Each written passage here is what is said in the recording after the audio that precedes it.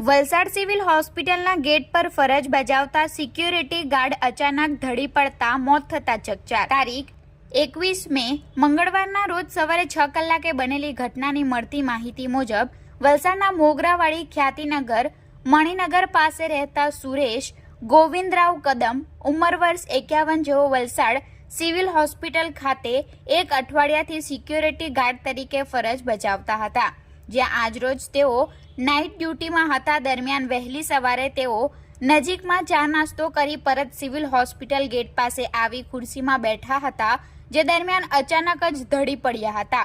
ઘટના બનતા આસપાસના લોકો દોડી આવ્યા હતા અને વલસાડ સિવિલ હોસ્પિટલ ખાતે તાત્કાલિક તેઓને ખસેડાયા હતા। ફરજ પરના ડોક્ટરોએ તેમને મૃત જાહેર કર્યા હતા, જોકે તેઓનું મોત કયા કારણોસર થયું તે જાણી શકાયું નથી, જે બાબતે મૃતકના ભાઈએ વલસાડ સિટી પોલીસ મથકે આકસ્મિક મોતની ફરિયાદ નોંધાવી છે।